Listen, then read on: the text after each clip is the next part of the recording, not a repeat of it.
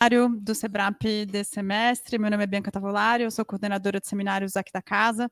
Para a gente é uma alegria muito grande começar a programação de seminários com o SEBRAP Lança, que é uma modalidade de seminários em que a gente discute livros de pesquisadoras e pesquisadores da casa, livros lançados recentemente, e hoje a gente tem 2 livros, né, que vão conversar, né, aqui com os seus autores e com a Fernanda, que gentilmente aceitou o nosso convite para fazer essa costura. São 2 livros, o Balanço Afiado, do Alan da Rosa e do Davidson Faustino, que infelizmente não pôde estar aqui com a gente, mas o Alan está aqui.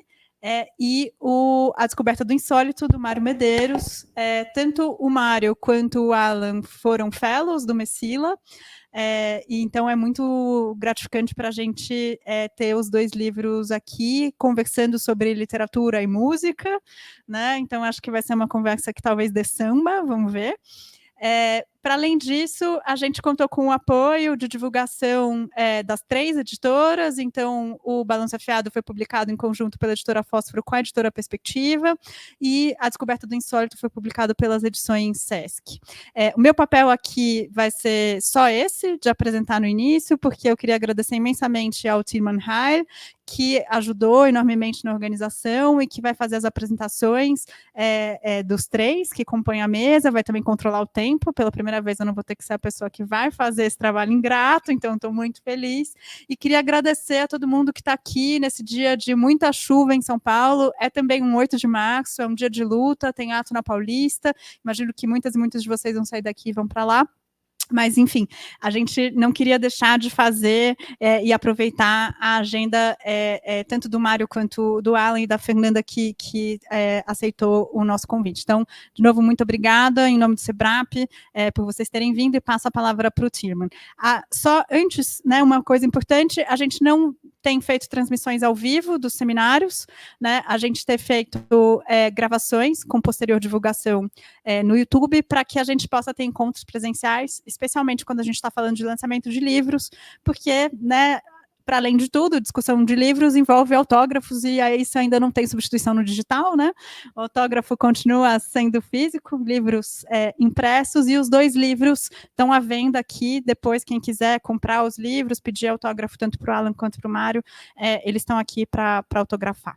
Então, de novo, muito obrigada, e passo então para o Tilman. Obrigada, Tilman. Boa tarde a todos, todas e todos. Também da minha parte, sou pesquisador do Messila.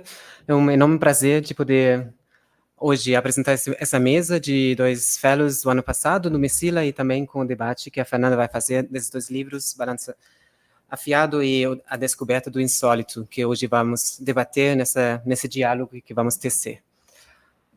Também queria agradecer muito essa cooperação com o SEBRAP. O Messila é um centro tipo núcleo, sediado na USP e no SEBRAP.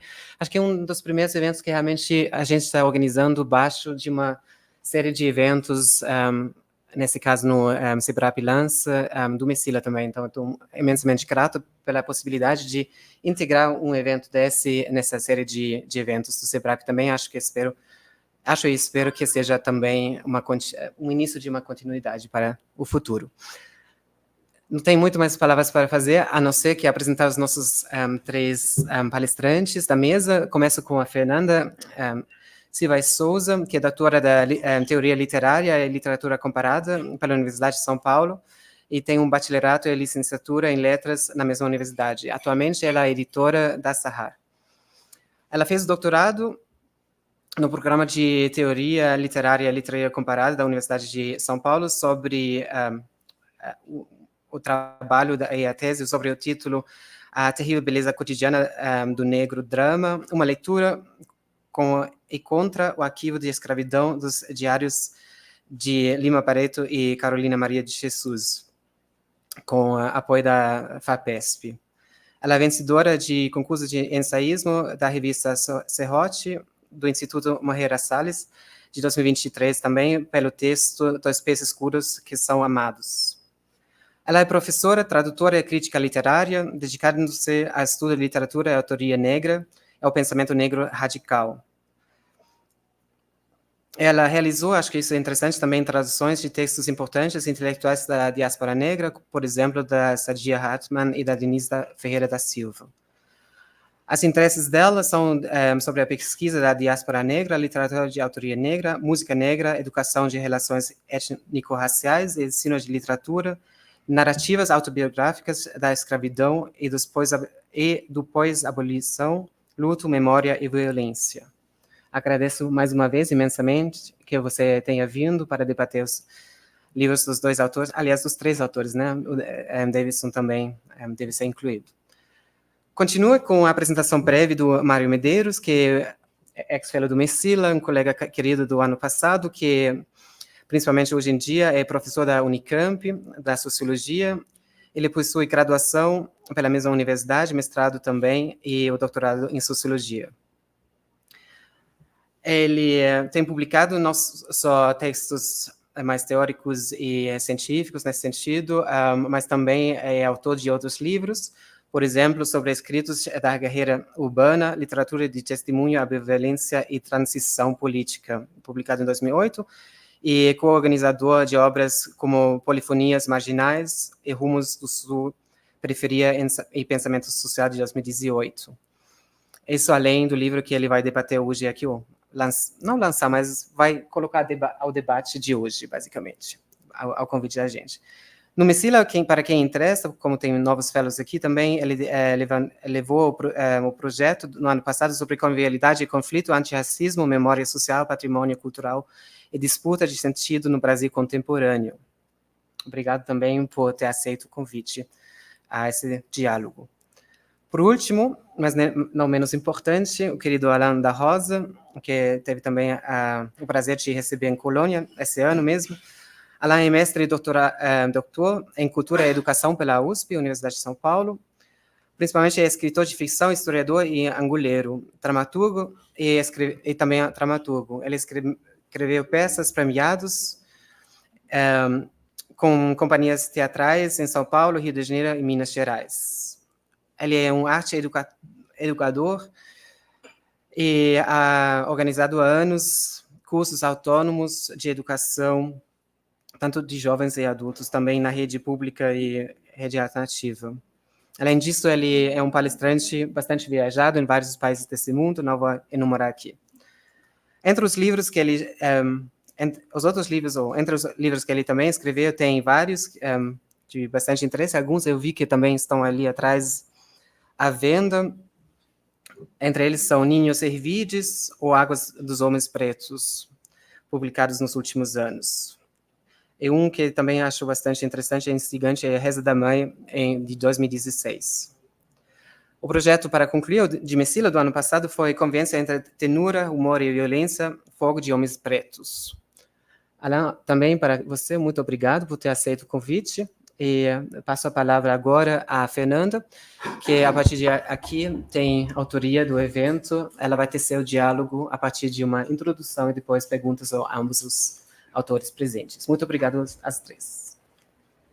Boa tarde, gente. Eu agradeço imensamente ao SEBRAP pelo convite para estar aqui hoje, mediando essa conversa, esse debate. É um grande prazer estar com dois intelectuais, dois pesquisadores que também foram importantes para a minha pesquisa. São dois autores que eu cito na minha tese, né? Tem trechos de produções de ambos no meu trabalho, então estar aqui nessa posição de debatedora, mediadora, é bem especial para mim. Agradecer a presença das pessoas aqui, essa chuva, né? Eu ainda estou molhada, mas é um evento imperdível, né? E eu não tinha como não estar, mas mesmo se eu fosse na posição de convidado, eu ainda faria um esforço, porque ouvir esses dois é algo que vale muito a pena. Eu pensei numa estrutura dialógica já desde o início, então eu vou fazer um breve comentário agora no início e depois já partir para as perguntas, né? Pensei em perguntas específicas para cada um, mas também perguntas depois que servem para ambos responderem, e também um pode, né, complementar a resposta do outro, também estabelecer esse diálogo entre os dois, e ao final, tendo tempo, né, também ouvir vocês, se alguém tiver uma pergunta, uma colocação. Uma década separa os dois livros sobre os quais a gente vai conversar hoje, o que oferece mais contornos e para pensarmos nas aproximações e nas diferenças entre esses dois livros. De um lado, uma versão ampliada e revisada de A Descoberta do Insólito, Literatura Negra e Periférica no Brasil, 1960 a 2020, de Mário Augusto, de Mário Medeiros, que é fruto da sua tese de doutorado, e foi lançado originalmente em 2013 pela editora Aeroplano, num contexto em que as livrarias ainda não tinham prateleira cheia de livros de autores negros, muito menos uma seção específica ligada à temática racial. Autores negros, naquela época, não figuravam entre os mais vendidos, como hoje. E era também uma época, que, como o Mário faz questão de lembrar, e ele falou isso na minha defesa, né, era uma época que também a ideia de literatura negra era muito questionada, né, descredibilizada, minimizada, e hoje pessoas que criticavam a ideia de literatura negra publicam literatura de autoria negra, né? Então, 10 anos se passaram e muitas coisas mudaram, ou talvez nem tanto assim. Eu acho que essa é uma coisa para a gente conversar. Do outro lado, o balanço afiado, estética e política em Jorge Ben, fruto de uma parceria, de um jogo, de uma dança entre Davidson e Alan da Rosa, num contexto em que as produções artísticas negras têm conquistado mais reconhecimento e espaço em vários lugares, mas, ao mesmo tempo, segue na mira de capturas e apropriações liberais, que podem transformar nossas produções em um mero artigo de consumo para expiação da culpa branca ou transformar em meras lições de antirracismo. Então, ao mesmo tempo que os corpos negros continuam tombando, né, vítimas de violência. Então, a minha ideia também é situar essas obras, né, no contexto em que elas foram publicadas, né, pensando a obra do Mário, 2013, pensando agora, 2024, e a obra do Alan, que foi lançada, e do Davidson, que foi lançada no passado. E tem tem várias conexões possíveis entre os dois livros, mas uma coisa que eu queria destacar logo de início é que, enquanto o livro do Alan e do Davidson trabalha com a ideia de balanço afiado, né, o Mário vai falar da literatura periférica e da literatura negra como ideias em movimento. Então, nos dois casos, nós temos aí algo de um movimento, de coisas que se transformam. Tem uma dimensão do balanço nas duas obras, no meu entender, e para a gente pensar também, né, que tem essa dimensão. E aí eu queria começar fazendo uma pergunta para o Mário, né, que abrisse esse debate pensando nos títulos dos livros. Então, primeiro eu vou fazer essa pergunta para o Mário, que Mário, o título do seu livro é um dos que eu mais gosto na vida. Eu acho muito bonita a ideia de A Descoberta do Insólito, não só pela relação com o livro do Oswaldo de Camargo, A Descoberta do Frio, mas também pela noção de insólito, que carrega essa dimensão do espanto e da surpresa que a crítica literária, os jornalistas, a mídia, a intelectualidade tinha quando via um autor negro publicando literatura, né? E você mesmo coloca como eles foram possíveis, como eles produziram essas obras. Hoje em dia, com esse interesse voraz do mercado editorial pelas nossas histórias, que se acentuou depois do George Floyd, e você mesmo comenta nessa nova edição que hoje em dia é improvável que alguém vai dizer que literatura negra não existe, ou cadê os autores negros, né? E aí eu queria te perguntar se você considera que, no contexto atual, a ideia de insólito talvez não funcione mais, não opere mais. Como que você vê essa ideia do insólito atualmente? Se ainda nós estamos vivendo essa descoberta do insólito, ou se agora é meio que a era da descoberta do antirracismo, né? Porque eu lendo o seu livro, eu fiquei assim, eu li seu livro em 2013, e aí, lendo 10 anos depois, eu fiquei pensando, nossa, a gente não pode perder de vista a longa luta, né? Se hoje a gente vê autores negros nas prateleiras, ganhando espaço, foi uma luta muito longa que o seu livro traz. E acho que o seu livro é uma prática contra o esquecimento também dessa história, né? Então, eu queria que você falasse um pouco disso. E obrigada pela presença. Boa tarde a todo mundo que está presente. Também quero agradecer muito o convite aqui do Messila, do Sebrap, Tilman, Bianca, para estar nessa mesa com Alan e Fernanda. E começando com essa batata quente que a Fernanda manda, sinceramente, Fernanda, eu não sei.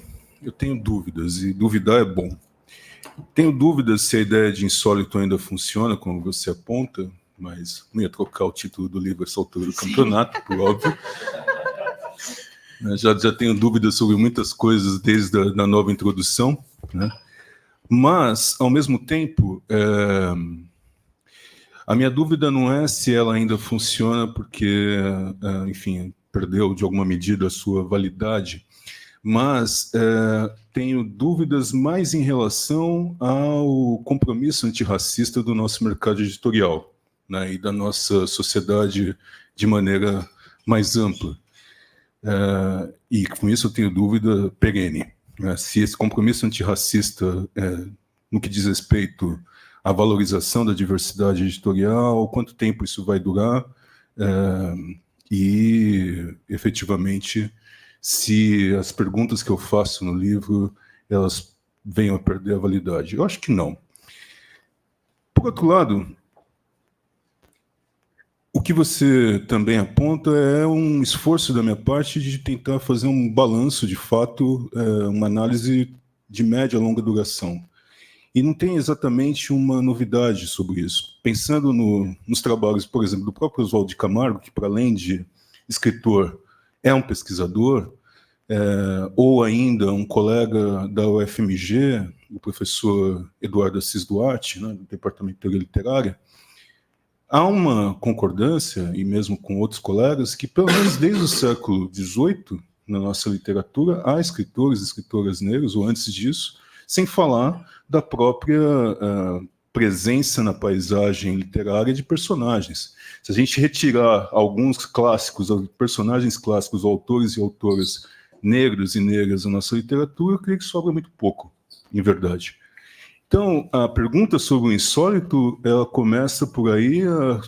Por que então, pelo menos quando eu fazia essa pesquisa, essa tese, que começou lá em meados dos anos 2000, naquela ocasião havia tão pouco interesse ou tão pouca produção sobre um conjunto de autores e autoras, ou sobre a própria ideia de literatura negra, que era o que me animava, né? Isso foi mudando com o passar do tempo, e isso muda significativamente nos últimos 10 anos. Quer dizer, os principais prêmios literários hoje no Brasil e no exterior figuram escritores e escritoras negras, não é? Outro dia, conversando com uma das entrevistadas, que é proprietária da Kitabo Livraria Negra, a Fernanda Felisberto, sua xará, ela dizia, enfim, eu lembro de ter feito uma postagem no Instagram. Eu estava numa livraria e, de repente, tinha na livraria uma prateleira com a plaquinha Literatura Negra. Uma livraria qualquer, né? Acho que, inclusive, era no Paraná. E aí tinha uma série de livros de autoria negra. E eu fiz a postagem e falei, nossa, olha só, agora até isso tem, né?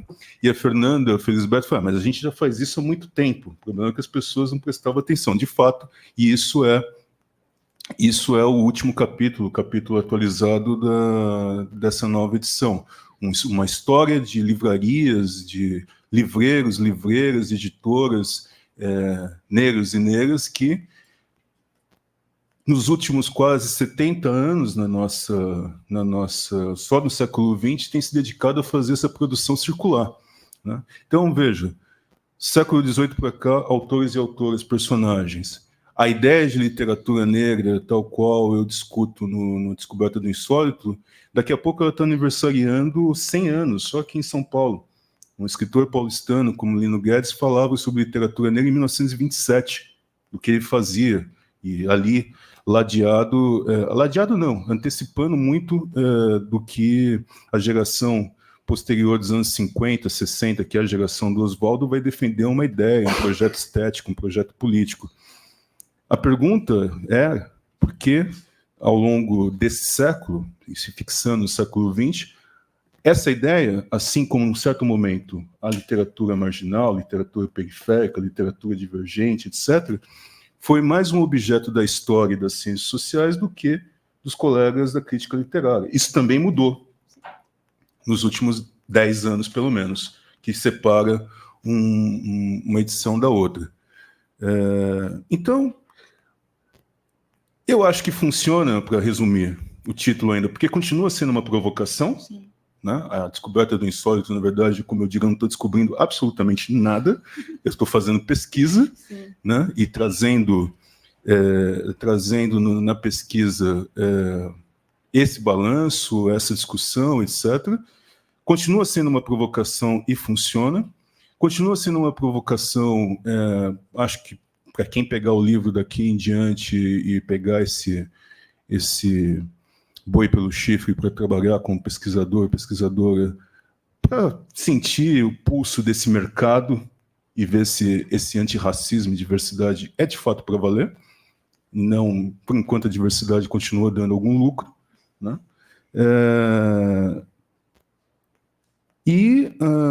Creio que também tem a dimensão de observar o que é mais importante, na minha opinião, além da análise sociológica e histórica, observar o caminho dos escritores e escritoras.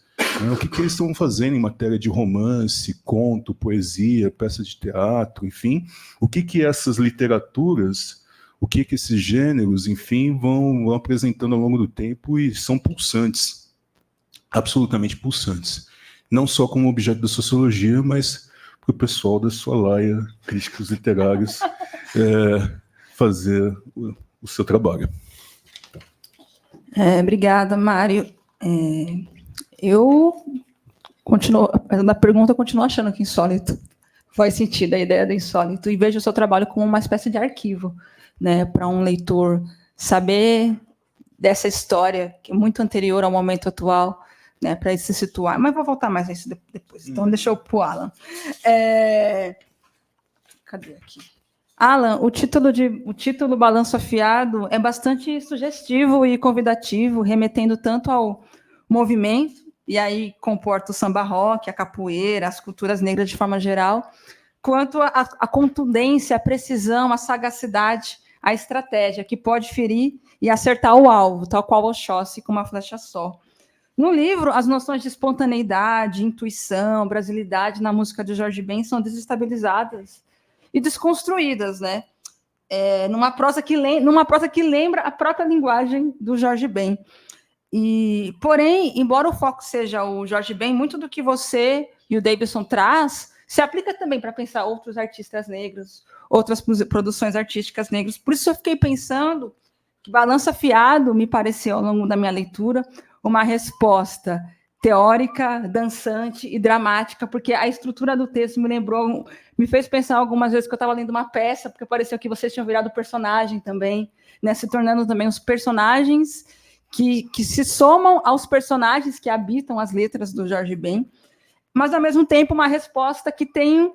Eu vou usar essa palavra porque eu não encontrei uma melhor até agora, mas uma resposta que é também bélica, não conciliadora, para o modo como a nossa arte foi, por tanto tempo, especialmente a música, né, por tanto tempo lida e interpretada por brancos, especialmente na música, na qual ainda se busca essas lições de antirracismo ou esvaziar a dimensão racial. Então, eu queria ouvir um pouco de você sobre como que vocês chegaram nesse termo, balanço afiado, e como esse título norteou, né, de algum modo, a construção do trabalho, porque tem essa dimensão do balanço, mas, ao mesmo tempo, tem essa contundência, né? E pensando que vocês dois, como pessoas da capoeira, né, tem esse jogo, então tem momentos que vocês vão para o ataque, tem momentos que a gente vai ali acompanhando mesmo esse jogo. Então, eu queria escutar um pouco sobre essa ideia do balanço afiado, que eu achei muito, muito interessante para pensar a obra do Jorge Ben.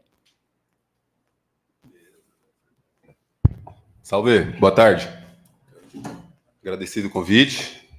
Obrigado aí por quem teceu a onda para acontecer. A gente realmente está no dia 8 de março, então a gente tem uma responsa lá na Senzalinha, na Capoeira Angola. Não posso passar das 6 e pouco, porque as contramestras, nossas contramestras Malvadeza, contramestra Moleza e contramestra Cacau, vão abrir a roda para falar do dia 8 de março, né? E o que significa para elas, mulheres pretas faveladas, o dia 8 de março, né? Se contempla o que a branquitude compôs como 8 de março, ou se é para o final de julho que a gente olha com mais celebração apegada. Mesmo assim, muito obrigado. Qual é que é a onda mesmo? Balanço afiado. Muito obrigado por estar aqui com o Mário. Tô nesse livro aqui também, né? O Mário foi lá, morava no Morro do Mineiro. O Mário chegou cedinho, né, Mário? Aí a gente se conheceu pessoalmente, né? Muito bom. Muito boas lembranças. Sou parte desse movimento. Sou criatura e fruto dessa árvore aí. Literatura favelada, literatura marginal, literatura periférica. Não vou na ordem, tá bom? Eu vou pensar aqui. eu admiro você também. Isso aí, não vou falar aqui na sua frente que parece puxar saquismo, mas quando você não está presente, eu falo. Então, tudo bem. E leio você também. O Lima, né, que é um tema seu, não só seu, é um tema nosso. Lima, nem vou me concentrar nele, que senão eu choro fácil. A presença da alquimia, por exemplo, lá na Nova Califórnia, sim, Lima já trazia.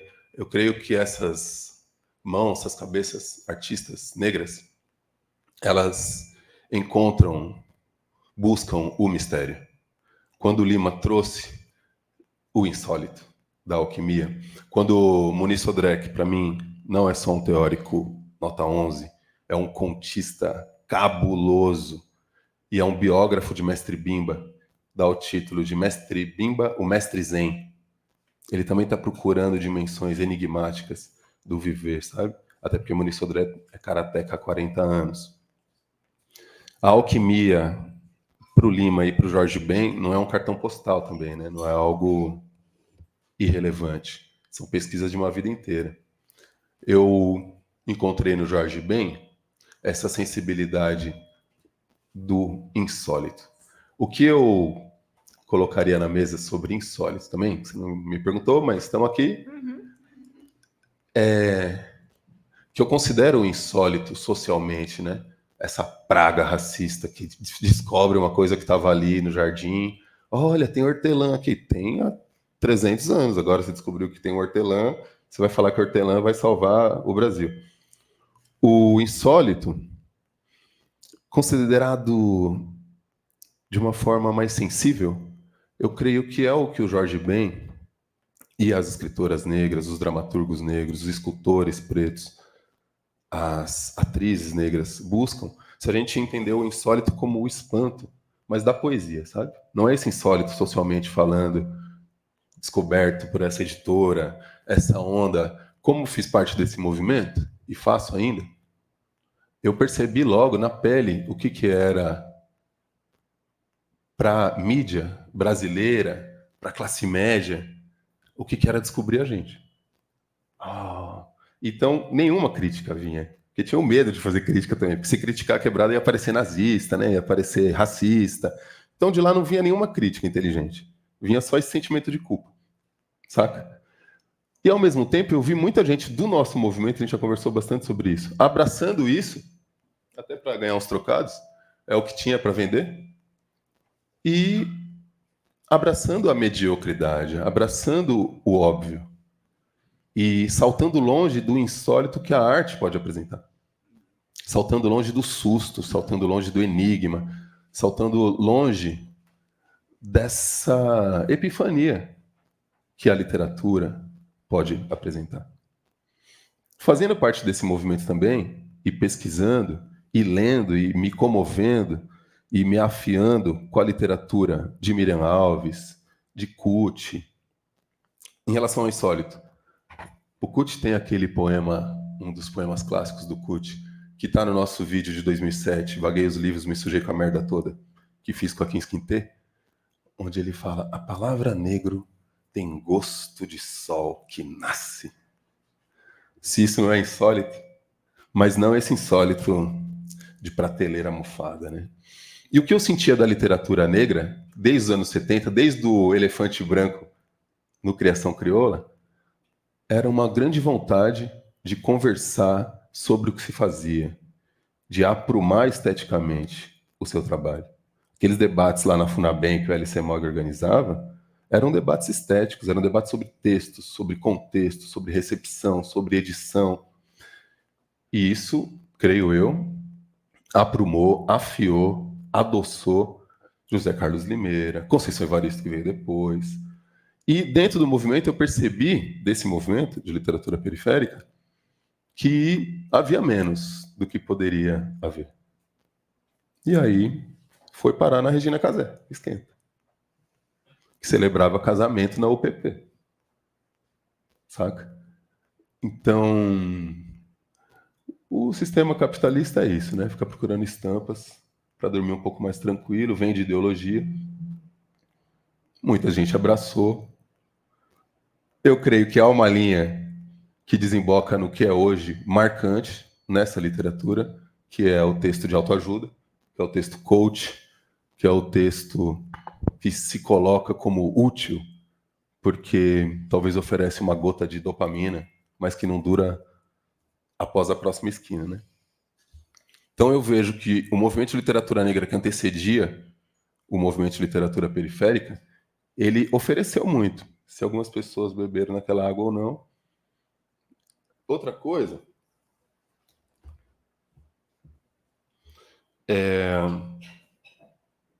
você falou da Denise Ferreira dos Santos, né? Você falou da pesquisa dela? Não, que eu traduzi um... Isso. Eu acho bacana a referência, não só dela, mas de Frank Wilderson, desse movimento afropessimista, mas eu acho que está muito fora do nosso azeite aqui. Leio, dali daquele time que eu mais admiro é o Jared Sexton, que aprecia as imagens, como próprios escritores negros rebuliçam as imagens de negros para não entrar nesse negro desejado pela literatura vendável. E isso causa ânsia de vômito na gente que lê. É aquele prazer angustiante do personagem do Vendido, que é um nego velho que era coadjuvante de seriado nos anos 40 e que vem pedir para o jovem que escravize ele de novo. Ou o Bamboozled, do Spike Lee. Então, como que essas respostas desses escritores negros lidam com essa negritude também que já foi padronizada e estandardizada, né? Houve uma exposição lá no Whitney Museum, em 2001, que trouxe a ideia de post-black, pós-negro, que não tem nada a ver com as coisas que hoje se dizem em relação a isso. O que a curadora e as artistas, e os artistas fizeram com aquela exposição, era perguntar lá nos Estados Unidos, também tem que ver o que cabe no nosso filtro. É possível fazer arte negra sem fazer o que já foi referendado por aquela arte do movimento dos direitos civis? É uma pergunta que os artistas que foram para a abstração também faziam. É possível fazer arte negra sem cair no esperado da arte figurativa com o punho cerrado? Ou seja, são movimentos que estão ligeiros, estão balançando, estão arrodeando para sangrar. Ou para se adaptar e tirar uns trocados, tirar uns prestígios também. Quando eu penso na Denise Ferreira da Silva e no Frank Wilderson, eles fazem uma pergunta, aliás, eles fazem uma colocação que é: agora só nos cabe o fim do mundo, né? Vamos acabar com esse mundo moderno. Aí eu me pergunto, e como a gente lida com essas respostas negras para a modernidade? Jorge Ben é uma das pessoas que teceu respostas dentro da modernidade. Cult também. A gente vai dispensar isso? Ou a gente vai apreciar criticamente o que elas apresentaram filosoficamente sobre relações humanas, sobre política, sobre tomada de poder, sobre... Não vai ali não. Ai, todos os espaços, como é que é esse papo aí, mano? Importante ocupar todos os espaços. Claro que não, tem espaço que eu não quero ser nem colar. Você vai ocupar lá a cadeira da ouvidoria da rota, para eles é interessante ter um preto falando ali, tá vendo? Ocupou os espaços. Você não tem poder ali, você não assina orçamento, você não aperta o gatilho. Então, essas formas já estão na literatura negra. Isso aí já é debatido desde os anos 80, no mínimo por essa turma. O Jorge Ben, já que a gente está falando desse livro, ele é uma das pessoas que ofereceu questões, não ofereceu uma resposta só, ele ofereceu contradições sobre negritude e brasilidade. Ao mesmo tempo que ele canta País Tropical, Patropi, ele está cantando Negro é Lindo, Cassius Clay, Zumbi. Mas entre esses polos também ele está cantando outras coisas, que formam o que a gente hoje considera fundamental quando fala de brasilidade. Futebol. Aí no futebol não está só uma torcida, eu sou torcida, né? Futebol não está só uma torcida gritando gol, alienada, como tanta gente pintou. No futebol tem noções de tempo, né? Filosofia sobre o tempo, como no ritmo do poema ou da música, não só de Jorge Ben, mas das músicas negras, das músicas afrodiaspóricas, você tem um manancial de possibilidades de compreensão e de invenção do tempo, da política, das relações humanas, da espacialidade, da territorialidade. Saca? Se a gente pensar o futebol, o zagueiro, o rei chegou, viva o rei chegou, eu começo a pensar o que foram e são territórios negros dentro desse país escravista. Aí eu pensei, a monarquia? Não. É um sistema hierárquico, onde o mais velho de casa detém poder, para uma falácia social-democrata, para uma falácia da democracia, de horizontalidade, porque é só falácia, se aplicou tanto isso na fala, mas nunca se alcançou isso, pode parecer hierárquico demais, autoritário. Mas quando a gente vive sistemas negros que se organizam dessa forma, e ele cantou isso, não só no futebol, ele cantou isso escrevendo para Maria Conga, ele cantou isso pensando nos alquimistas. Então, por isso a carta para o zagueiro, sabe? A carta para o zagueiro é uma carta pensando em ciências políticas. Porque zaga vem do árabe e significa retaguarda do exército. Então, todas aquelas metáforas do futebol, na obra do Jorge Ben, para nós, são formas de sentir vibrante o pensamento social. Saca? Deixa eu ver, o que mais? O balanço. Balanço afiado? Ah, isso vai me obrigar a dizer isso mesmo. A gente não queria muito esse título, não, sabia? A gente não achou outro melhor. Aí tinha que publicar. A gente gostava, mas não amava. A gente gostava, mas não amava. Achou que contemplou. Balanço afiado, estética e política em Jorge Ben. E é um livro de conversa, né? É um diálogo entre eu e o Davidson. A palavra tem que balançar. E tem muito fingimento aí. Tem palavra que está escrita como se fosse de minha autoria e é dele. Tem palavra que está escrita como se fosse de autoria dele e é minha. Tem coisa que aconteceu que a gente fingiu que aconteceu e depois não aconteceu. E balançar. O que eu teria a dizer do bélico também está lá na carta para o zagueiro. E me lembra a paz quilombola, que é o conceito da Beatriz Nascimento, que mais me magnetiza. Paz quilombola. E eu acho que sintetiza, cristaliza mesmo esse modo que essa necessidade de estar aqui nos oferece, né? Esse modo de viver. Tá em paz e tá cabreiro. Como é que é? Como é que você tá plantando e cabreiro? Tá brincando e tá cabreiro? Tá amando e tá cabreiro se vão chutar a sua porta. A gente viver nesse estado de paz quilombola. Eu compreendo assim. E é bélico mesmo. Quando eu fui lá na Flip, eu lembro que no dia seguinte o Globo, sei lá, o Jornal do Brasil, colocou assim: ele não quer harmonia, ele só quer guerra. Olha a manchete que deram para mim. Aí eu falei, tá bom, adorei. Porque essa harmonia aí manjada, né? Essa harmonia que no livro a gente compreende o português assim também. Cilélia Gonzalez, lacaniana, trazia aqui linguagem, estrutura, consciência. Português não é, em vez de falar nádegas, falar bunda. Não é vocabulário, ela não está dizendo disso. É muito mais profundo.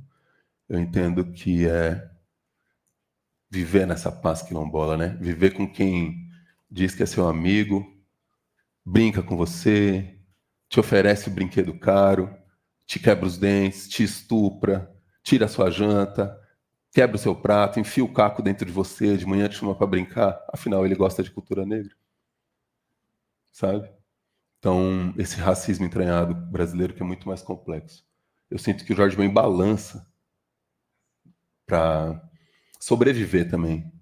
Porque o Marco Ribas não, ele foi exilado em 68, o Wilson Simonal comeu pão que o diabo amassou, ele via várias pessoas indo para a forca. Então ele falava, minha música é apolítica. Justo ele. Então é bélico mesmo. Só que se a gente também entrar nessa, como a Denise Ferreira do Silva também nos apresenta, se a gente entrar agora num revide bélico pelo revide, a gente não dura 5 minutos, porque o sistema está muito mais armado. Está muito mais armado.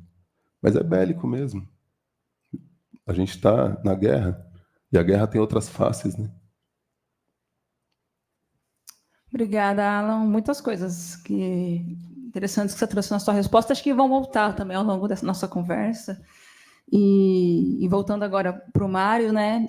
Acho que talvez eu vou ser um pouco repetitiva, né? Mas dizer que da importância realmente que esse livro teve, porque quando eu cheguei nessa obra, isso era em 2014, eu estava no 2º ano do curso de letras na USP, e foi como água num deserto, quando cheguei nessa obra, A Descoberta do Insólito, porque eu fazia aulas, várias disciplinas, palavras como racismo, escravidão, pós-abolição, literatura negra, escritores negros, todas essas palavras eram inexistentes, né? Não se tornavam questões em sala de aula, né? População negra, enfim. Os debates eram outros, ditadura, a questão do atraso e do progresso, dilemas constitutivos da formação do Brasil, mas em que a questão, mas debates nos quais a questão racial nunca aparecia. E aí, quando eu comecei a frequentar espaços do movimento negro, comecei a frequentar espaços da militância, essas palavras começaram a aparecer e a constituir a minha linguagem, a constituir meu mundo e me dar possibilidade de entendimento da minha experiência ali, do que eu queria fazer. E aí, quando eu cheguei no livro do Mário, foi como pensar essas palavras no meu campo, né? No campo da teoria literária, embora seja um trabalho de sociologia, né? E aí, uma coisa que me marcou muito lendo o livro é pensar esse pós-abolição, porque eu acho que essa é uma categoria que é muito cara ao seu trabalho, né? De pensar as lutas, as estratégias, como a população negra procurou se virar no pós-abolição, para além de um discurso que homogeneiza essa experiência, tipo, não houve nenhuma reparação, a população negra ficou ao léu. De fato, ficou ao léu, mas não ficaram parados, sem fazer nada. E um dos caminhos foi a literatura. E aí, lendo o seu trabalho, eu pensei tanto nos escritores, que você, de fato, se debruça, comenta, que publicaram nos Cadernos Negros, mas também de todos aqueles que a gente nem sabe, né? Que a gente nem sequer chegou a conhecer. E aí, você até comentou na sua primeira resposta que havia outros trabalhos, né, como se o seu trabalho fosse completamente inédito, já havia pesquisadores que se debruçaram sobre essa produção, mas tem algo aqui de inovador, de precioso, porque senão não é uma tese também tão grande, que acho que tem um esforço seu de construir essa ideia de modernidade negra, embora não seja uma expressão que aparece muito no trabalho. E aí eu queria te ouvir um pouco sobre como foi para você pensar, porque relendo, a sensação que eu tive é que você não só teve que, enfim, produzir o trabalho, escrever, mas encontrar uma linguagem, meio que construir um arcabouço em que suas ideias fizessem sentido. É como para mostrar, a abolição precisa ser um marco, senão a gente não consegue entender. É do tipo, como se você precisasse construir meio que um cenário, né? Um caminho para, de fato, fazer as análises que você faz depois. Então, eu queria te ouvir um pouco sobre como você pensou essa estrutura, porque você fala do teatro negro, você fala dos cadernos negros, você fala da literatura periférica. É muita coisa que você conseguiu unir aí no seu trabalho. Então, eu queria ouvir um pouco, pensando que era 2013, né? Os desafios também eram um pouco diferentes, embora tenha relação com hoje. Como é que foi, assim? Quais foram os desafios para você? Você entrevistou o Audálio Dantas, você entrevistou o Oswaldo de Camargo, você entrevistou várias pessoas. Então, assim, eram leituras de livros literários, entrevistas, pesquisa de arquivo, muita coisa. Então, eu queria te ouvir um pouco sobre essa experiência e como que você conseguiu, naquele período, elaborar essa estrutura para o seu livro, né? Tá. Muita coisa mesmo. Contar um pouco, então, da história dessa pesquisa, acho que faz mais sentido. Eu não comecei como pesquisador de relações raciais ou de, enfim, literatura negra quando eu estava fazendo a minha formação como pesquisador, como sociólogo, como cientista social, melhor dizendo. E acho que é interessante pensar isso, inclusive nesse ano que, entre outras várias efemérides, tem essa dos 60 anos do golpe de Estado civil-militar. Os meus primeiros trabalhos de pesquisa foram analisando, investigando os atingidos pela ditadura civil-militar em São Paulo, lendo processos de perseguidos políticos, de familiares e mortos desaparecidos, para ressarcimento, quando ainda nem se falava direito em reparação.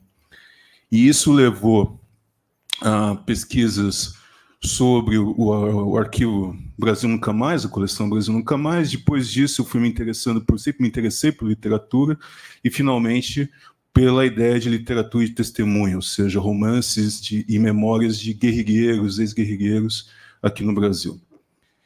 Mas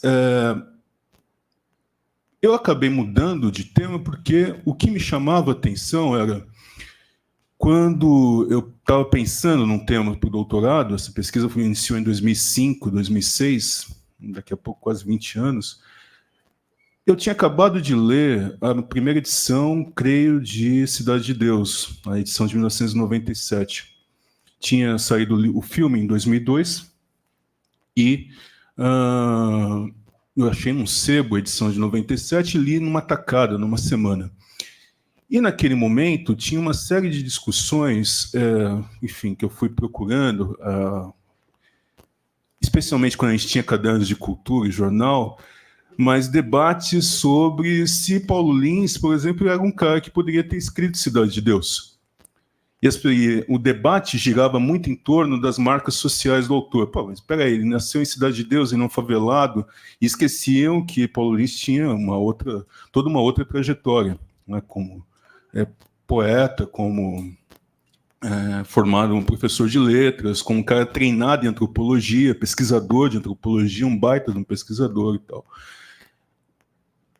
E acho que em 97, depois sai em 98 o livro do Robert Schwartz, Sequências Brasileiras, que tem ali a reprodução de um artigo que ele publicou no Caderno Mais sobre Cidade de Deus. Depois dessa crítica do Roberto Schwartz, meio que se aplainou o terreno, dizendo que ele era um dos grandes romances da literatura brasileira do final do século XX. Mas o que importa dessa história toda para mim é que aquele debate não era novo. O que Paulo Lins estava passando em 97, a Carolina Maria de Jesus já havia passado em 1960. Será que uma autora negra, favelada, da favela do Canindé, catadora de papéis em São Paulo, nos anos 50, que estava na favela do Canindé desde começo dos anos 40, teria sido capaz de escrever Quarto de Despejo, Diário de uma Favelada? E eu sabia disso pelo menos desde os 14, 15 anos, que foi quando eu li pela primeira vez Quarto de Despejo, numa edição que os meus pais tinham comprado, enfim. E se falava sobre Carolina, mas se falava sobre Carolina no meio negro. Tanto que, eu sempre gosto de dizer isso, porque gera uma certa inveja, eu tenho 3 edições, primeiras edições de Quarto de Despejo, que eu comprei a R$5, autografadas, a Carolina Maria de Jesus. Pode ficar rico. Adoro. Hoje. Adoro. Mas por quê? Porque Carolina Maria de Jesus, nos anos 90, nos anos 2000, nos anos 90 tinham reedições da Ática, uma outra coisa do Círculo do Livro, e até o começo dos anos 2000, era algo que você encontrava facilmente em sebo. Vários dos livros que eu estudo nesse Descoberta do Insólito, eu comprei em sebo, ou quando a estante virtual estava começando, quer dizer, não era nem comprada pela Magazine Luiza, como é hoje. Eu sou velho. Então, é isso, quer dizer, a pergunta, o movimento da coisa, que leva essa série de estratégias que você menciona, quer dizer, quem são esse intervalo entre 1960 e 2000, no começo, a primeira edição, que era da tese, dizia respeito a um arco de como, a minha pergunta é como que um certo sistema literário brasileiro, com uma série de condicionantes culturais, sociológicas, racistas, etc., havia tratado escritores que tinham certas marcas sociais em fato de serem negros, periféricos, marginais, que não era a literatura marginal da década de 70, era uma outra ideia. E por que as perguntas, em geral, se davam a respeito, e falando de Carolina e Paulo, então esses eram os 2 arcos, mais das suas marcas sociais do que propriamente da sua fatura estética, mais de saber se é uma mulher negra favelada de mãe de 3 filhos, ou, de outro lado, se é um sujeito que sai de uma favela, do conjunto habitacional, é a Cidade de Deus, e se os 2, nos seus extremos, teriam escrito o que escreveram, que causaram um grande espanto, esse espanto negativo que chama atenção Alain, um espanto à época de Carolina vender mais livro que Jorge Amado. Carolina, imediatamente, em 1960, ter seu livro traduzido para 13, 14 idiomas. O livro sai em setembro de 1960, em março de 61, antes de sair Casa de Alvenaria, já tinha tradução a rodo. E algo parecido com Cidade de Deus, que inclusive rapidamente é vendido para o cinema, que vai dar origem no filme do Fernando Meirelles, da Cátia, do Fernando Meirelles. Entre esses dois, tem uma história enorme, uma história que permanece entre nós até hoje, nesse ano completando 46 anos de existência, que é a dos Cadernos Negros, fundado pelo Oswaldo, pelo Cuti, Mário Jorge Lescano, Hugo Ferreira, e que depois, na década de 80, agrega uma outra geração, como a da Esmeralda Ribeiro, Márcio Barbosa, Jamon Minca, Ubi Inaíque Buco, Abílio Ferreira, enfim, e hoje comandado só pelo Márcio e pela Esmeralda. Quer dizer, não existiria Conceição Evaristo tal qual a gente conhece hoje se não tivesse existido Cadernos Negros. Né? Não existiria o nome Cadernos Negros se não tivesse existido Carolina, já que eles se inspiram naquilo que a autora faz, que é escrever a sua obra em cadernos catados do jornal, do lixo. E não existiria, e aí começa até um pouco o encontro com o Alain, né? A ideia de literatura marginal, da maneira como o que eu abordo aqui, tem a ver muito com o Manifesto da Literatura Marginal, que é o que o Ferrez faz. Ferrez, autor de Capão Pecado, nos anos 2000, que também, quando lança Capão Pecado, você vê as primeiras matérias, um livro no Capão, ponto de interrogação. Né? Capão Pecado, Capão Redondo, dos bairros na década de 80 e 90, narrados no rádio como um dos bairros mais violentos da América do Sul. Quer dizer, a pergunta é sempre racista e violenta no sentido de é impossível ter fabulação nesses espaços, é impossível ter literatura nesses espaços. E não era. Quer dizer, muito pelo contrário. E o Ferrez, depois que lança esse livro, para uma editora pequena, vai trabalhar vai começar a escrever para uma revista que já não existe mais, a Caros Amigos, e ali ele lança 3 atos, 3 manifestos. Enfim. Só que quando eu estava fazendo a tese, os instrumentais, os materiais que tinham à disposição, e isso é o capítulo 5 desse livro, quer dizer, Sociologia da Lacuna, os instrumentais que tinham à disposição eram pífios, eram ridículos, em termos de dicionários biobibliográficos a respeito da história de uma literatura negra e literatura marginal, e eu vou comentando cada um deles o que eu fui encontrando. Isso aqui é muito antes de motor do Google, né? E até cometi algumas indelicadezas que o seu Oswaldo, por exemplo, me sacaneia até hoje. Vou contar essa história, vou largar só um pouquinho. Quer dizer, as informações biográficas sobre vários desses escritores, e a gente está falando de uma história que eu recordo, pelo menos desde o século XVIII ela está entre nós, as informações biográficas, as informações mínimas que você tem que ter, olha, publicou onde, nasceu quando, morreu quando, que livros, que obras, tem vários dicionários que tinha à disposição até o começo dos anos 2000, ou eram incompletas, ou não existiam, ou não tinha ligação com os movimentos, ou não se sabia o mínimo da obra desses caras. Eu estou falando de gente, como até o próprio Antônio Cândido, que faz um prefácio para um dicionário muito ruim do Raimundo Menezes, que eu critico aqui. Enfim. Por isso que, para mim, fazia todo sentido fazer o quê? Levantamento de jornal, que era possível, né? Tanto comprar banco de dados da Folha, do Estadão, quando ele não estava disponível. Né? Tinha gente que eu descobri que trabalhava no banco de dados da Folha, né? nem sabia, que me mandava essas matérias. Comprar notícias, levantar isso em jornais, olhar esse material secundário, mas o mais importante que eu nunca abri mão é de estar com um gravador de fita cassete de 60, 90 minutos na mão e entrevistar as pessoas. E numa dessas encontro a Alain da Rosa. Né? Acho que nós nos conhecemos no SETA, em 2006, 2007, o Seminário de Estudos de Tese de Andamento na Unicamp. Sim. Você, Sérgio Vaz, Sacolinha e Ritson do Gueto. Vocês foram convidados para dar uma palestra e eu fui lá e estava lá e entrevistei você num canto lá no SETA, do ginásio da Unicamp. Depois que você convidou a mim e o Marcelo Salete para dar um curso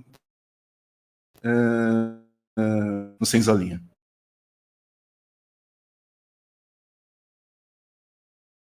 não estiver enganado. Exatamente. Então, recorrer a entrevistas era fundamental. E numa dessas, quer dizer, e olhando o que tinha à disposição em biblioteca pública, em sebo, numa dessas, então, eu me deparo, para além das edições de Cortes de Despejo, de Casas de Alvenaria, que se encontrava facilmente em sebo, com Criação Crioula no Elefante Branco, que é o livro que o Alain mencionou, que é o primeiro encontro de poetas e escritores negros, poetas e ficcionistas negros em São Paulo, de 1986. Antes disso, Quilombo hoje publica Reflexões sobre a Literatura Afro-Brasileira, de 1985. Tudo isso comprei em sebo a R$1, R$2, no máximo R$5. Né? E aí fazia listas, nome das pessoas, enfim, o que dava para fazer, e comprando a obra desses caras. Volto à sua primeira pergunta. A Descoberta do Insólito é uma homenagem ao livro do Oswaldo de Camargo, que agora, depois, o Oswaldo de Camargo é alguém que está na batalha literária, na vida, o que ele gosta de chamar de vida literária, desde 1957, 56, 57. O livro A Descoberta do Frio é de 1979, uma novela que se passa em São Paulo, ambientada em São Paulo, né, que usa o frio como metáfora para o racismo. Eu fui conhecer o seu Oswaldo em 2006, e nessa de querer caçar, de querer entrevistar, consegui um telefone que eu não sabia se era dele, ligo para casa por número de telefone, falo, por favor, eu gostaria de falar com o seu Oswaldo, eu não sei se esse é o telefone, também não sei se ele está vivo e tal, era o próprio, né, do outro lado da linha. E ele disse, eu estou vivo e bem, meu filho, pode vir aqui. Estou vivo e bem, meu filho, pode vir aqui. E foram 4 horas de entrevistas na biblioteca dele, que, enfim, fizeram dar uma jogada enorme aqui. Então, é por isso que... Né, e o que também me chamava muita atenção, e o que eu queria colocar como tensão no livro era... Para mim, nunca me importou, e continua não me importando, porque eu acho que existe, pessoalmente, é isso... Mas os debates que se faziam, assim, será que existe, será que não é? Será que a ideia de literatura negra funciona ou não? Periférica, marginal, divergente? Não me importa, são categorias êmicas. Os escritores dizem que fazem isso quando fazem o que estão fazendo. Ponto. Há um conjunto de obras, de autores, de trajetórias, de movimentos, etc. Praticamente todos esses escritores, quase todos eles, e essa história está ligada a movimentos sociais, movimentos de luta por direitos. Você queira chamar de movimentos de modernidade negra, movimentos por direitos civis, políticos, sociais, as pessoas estão pugilando. Então, o que me interessava, de fato, era ver como é que essas ideias estavam em luta em campo. E mais ainda, né, pegando isso que Alain chama atenção, e eu concordo, mais ainda, em se tratando dos negros ou dos periféricos, enfim, ligados a essas ideias, lutando com e pela vida. É disso que se tratava. Esses escritores que eu mencionei aqui e outros que eu trato, eles atravessaram a passagem do período escravista para o período republicano da liberdade. Eles atravessaram pelo menos 2 ditaduras só no século XX, Estado Novo e golpe civil militar. Os intervalos democráticos que continuam sendo absolutamente racistas e discriminatórios. A redemocratização e a Constituição de 88, que não melhorou muito as coisas para o mundo negro, e apesar disso tem uma produção constante, contínua, ao longo de todo o século XX, de uma fabulação sobre o que é a literatura e pensar a literatura. Né? Coisas que, inclusive, vão alcançar os nossos dias hoje. Hoje a gente fala sobre afrofuturismo, a ideia de uma literatura erótica negra, uma literatura feminina negra, enfim. Isso faz parte do debate da literatura negra ao longo de todo o século XX, com seus encontros que ninguém prestava atenção, né, com as suas rodas de poemas, com seus textos que pouca gente lia. Curiosamente, quem passou a prestar atenção sobre isso foram sociólogos. Roger Bastide é um dos primeiros que vai escrever sobre a poesia negra em São Paulo, sobre a imprensa negra em São Paulo. Até Gilberto Freire estava preocupado com isso. entre outros, né? No caso da literatura marginal periférica, é uma colega, a Érica Peçanha do Nascimento, uma grande pesquisadora, uma antropóloga, que vai fazer a primeira tese sobre o movimento de literatura periférica marginal. Quer dizer, chama atenção inicialmente das ciências sociais e posteriormente vem a crítica literária, o que é ótimo, né? Então, era esse movimento que eu estava interessado, é por isso que o livro tem essa amplitude, porque também o que tinha antes à disposição era muito pouco. E eu fico muito feliz de ver que o cenário mudou radicalmente. Tem o seu trabalho, tem o trabalho da Fernanda Miranda, né? Enfim, tem muita gente produzindo sobre cada uma desses escritores e escritoras e sobre esses movimentos muito depois de mim, o que me deixa muito feliz. Tá. Para perguntas, né? Sim, Bom, sempre me empolgo, né? Eu sempre tenho a ilusão de que vou conseguir fazer todas as perguntas que eu elaboro, e perguntas ainda que são longas. Preciso trabalhar mais minha capacidade de síntese, mas é porque as obras também me mobilizaram muito.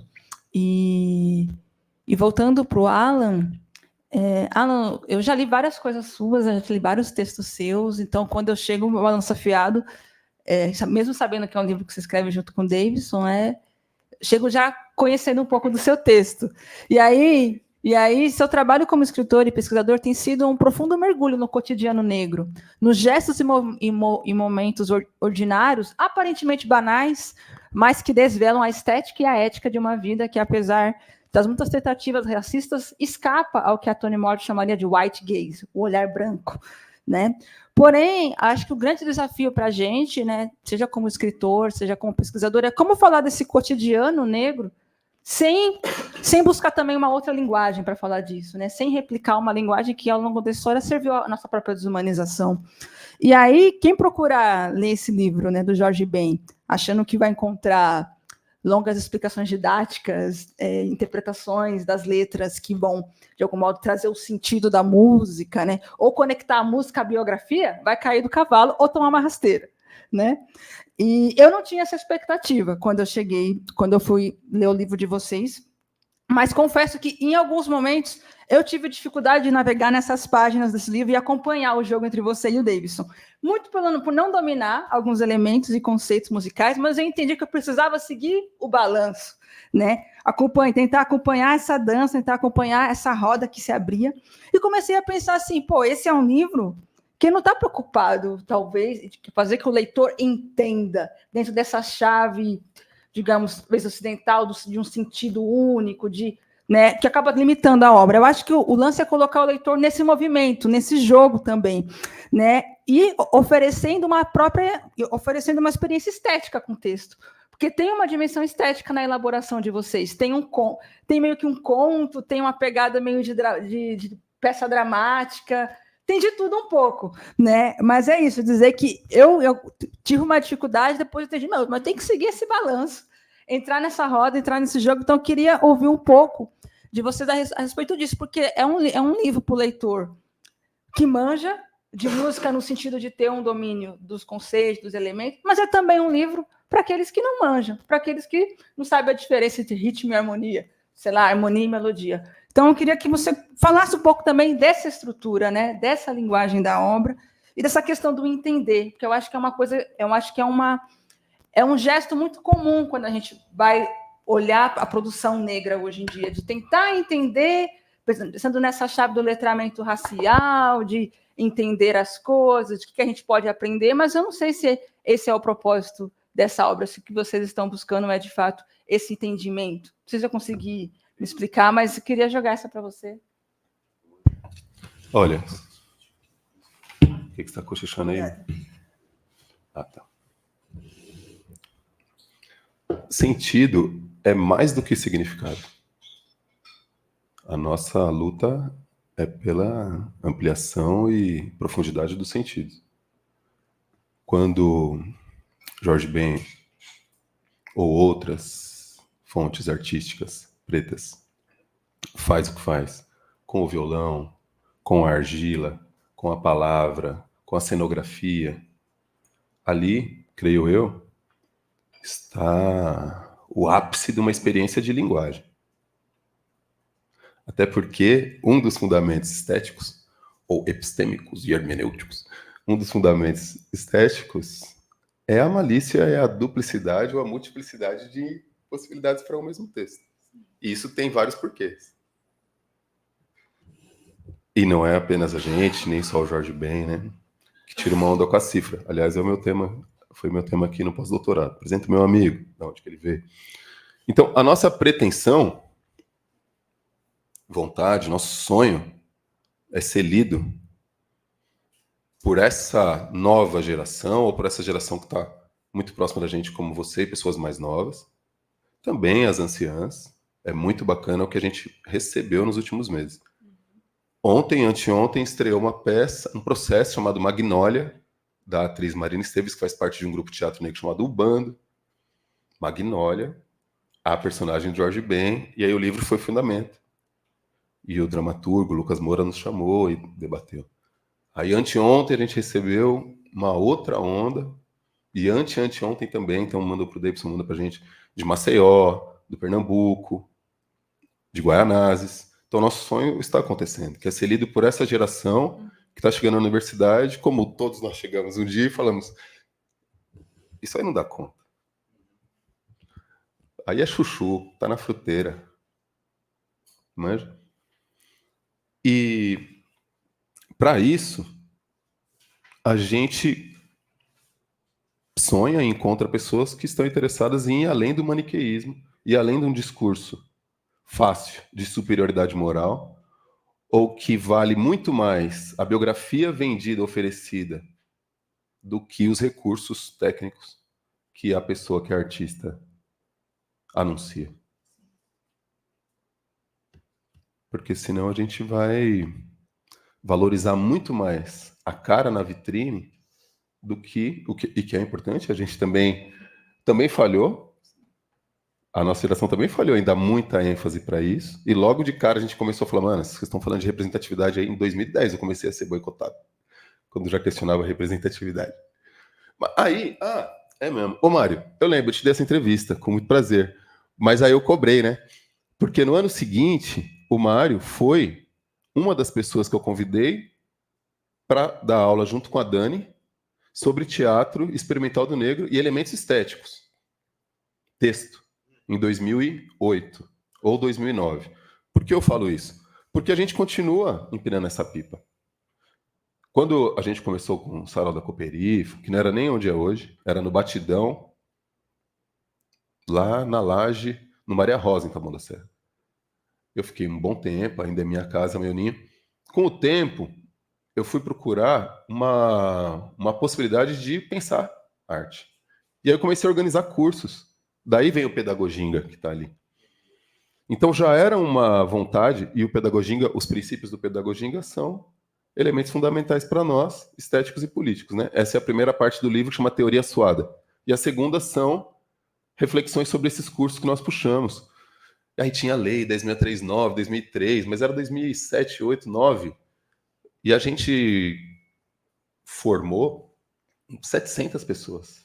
Eu organizei cursos na Brasilândia, em Perus, Taboão da Serra, Campo Limpo, Jabaquara, cursos de 2 meses de duração.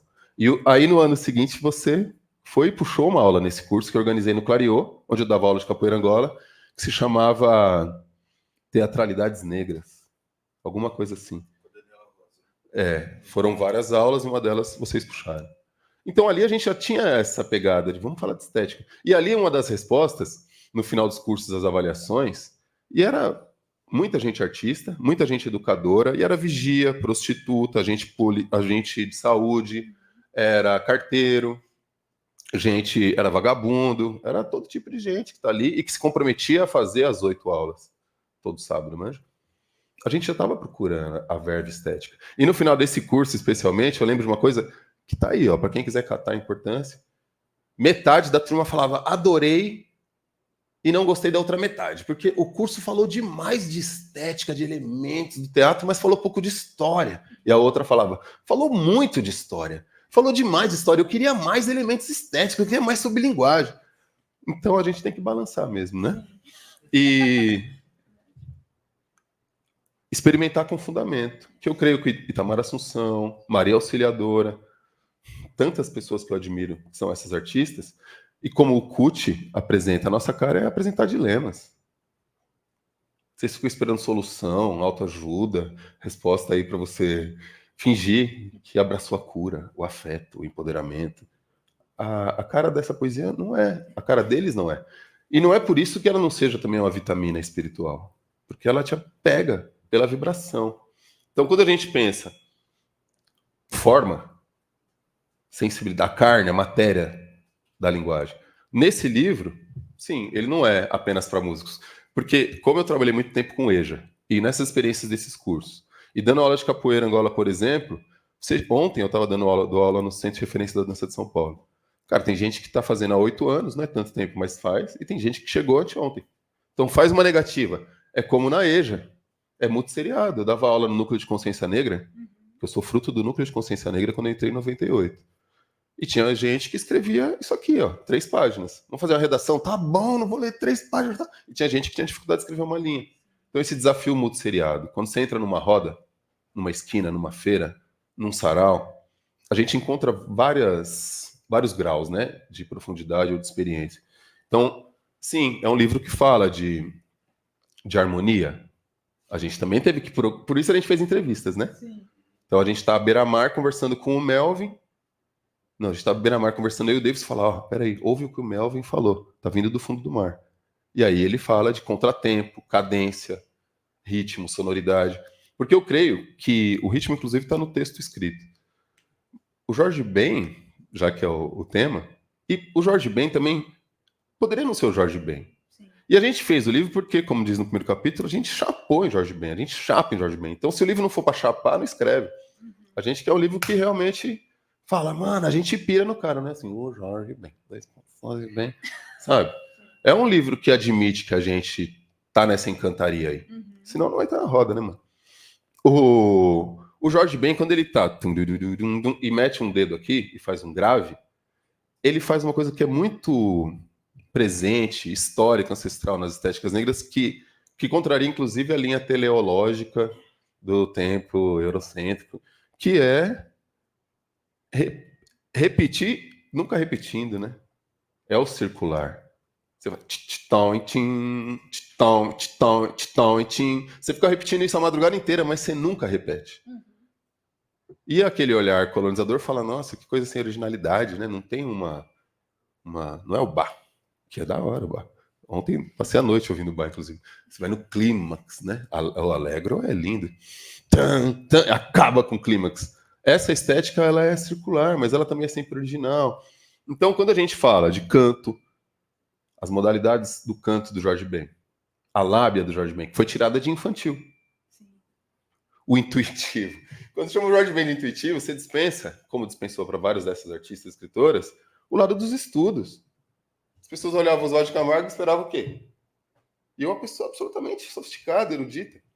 Jorge Ben, ele não apenas estudou profundamente a alquimia, o canto gregoriano, mas também o blues, ele tocou na Salgueiro. Ele tem uma renca de elementos na sua formação. E é taxado de intuitivo e espontaneísta, né? Então, é necessário para a gente falar de ressonância, consonância, falar de malícia, de adivinha, como gênero poético. Porque se a gente está falando de modernidades negras, a gente precisa ir para a pele e para a fundura dessas linguagens.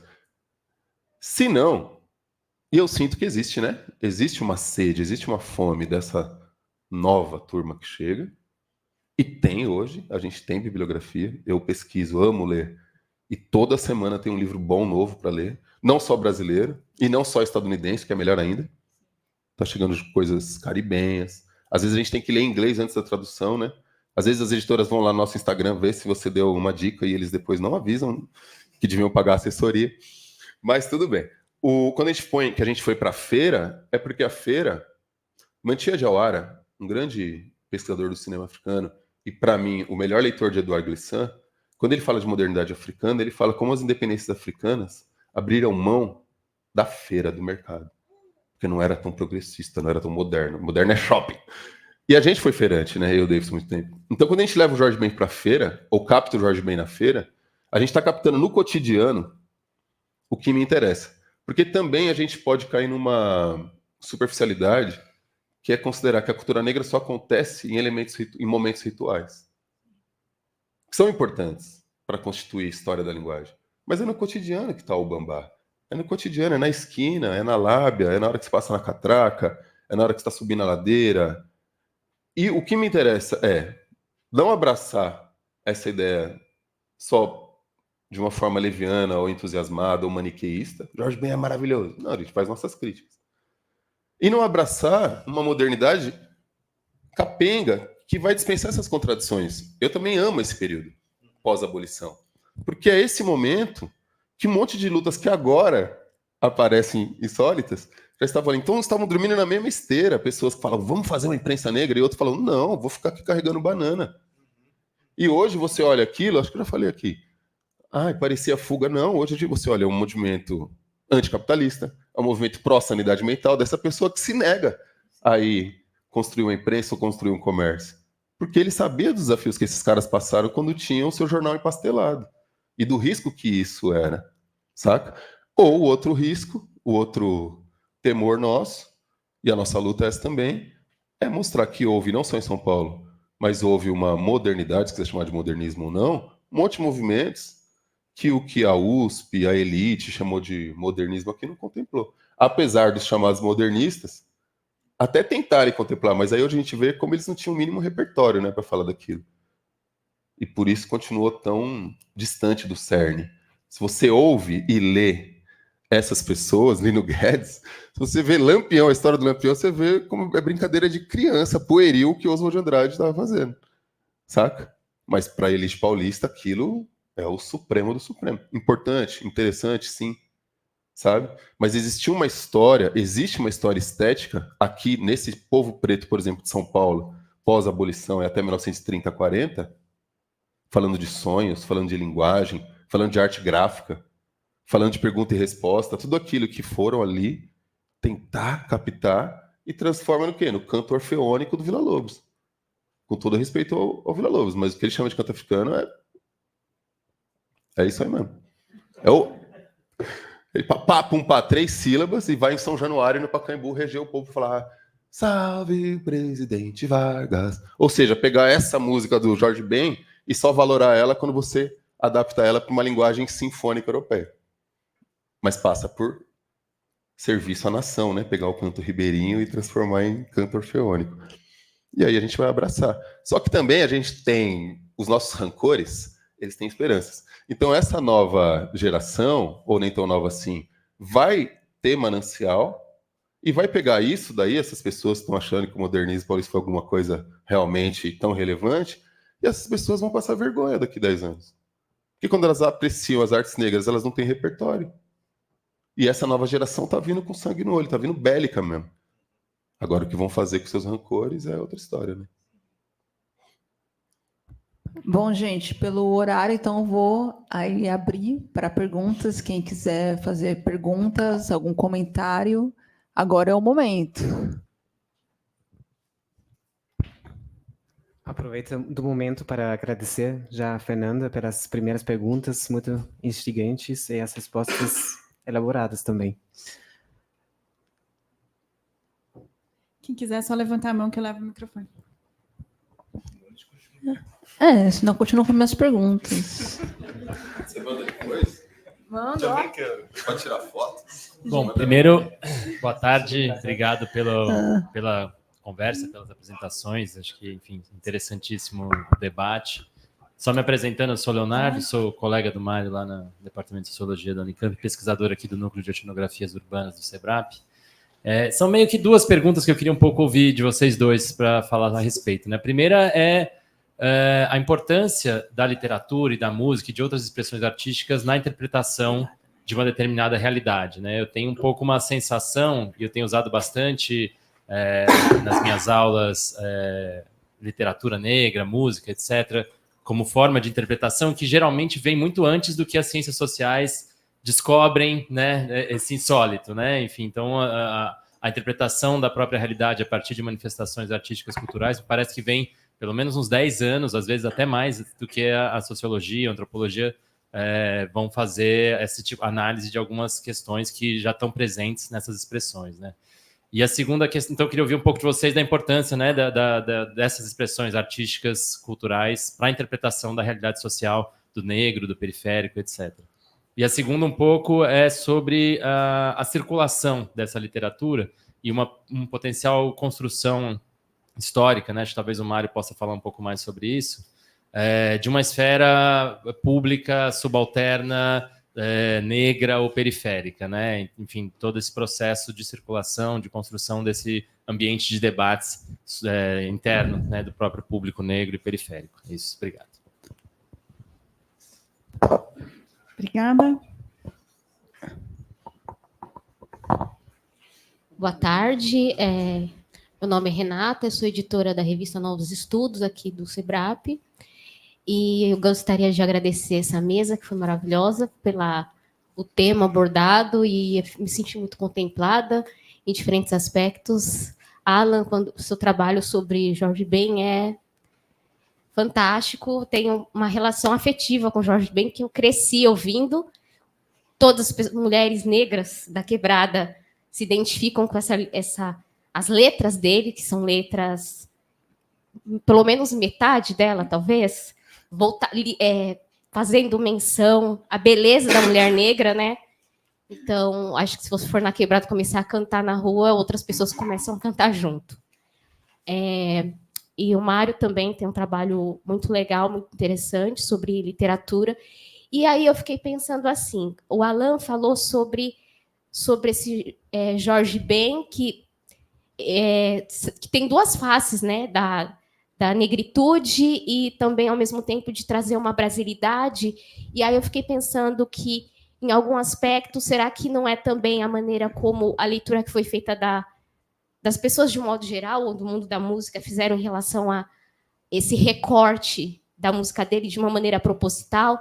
Porque essas músicas mais, digamos, voltada às questões raciais que ele traz nas letras são pouco ouvidas por outras pessoas, e essas que, por exemplo, Um País Tropical, que é cantada nacionalmente, é conhecida nacionalmente, mas as músicas que fazem menção a mulheres negras ou o cotidiano negro tem pouca circularidade, né? Como o colega que perguntou sobre essa circularidade da cultura, e como parece que uma fenda, um recorte dentro dessa leitura, né? Dessa circulação.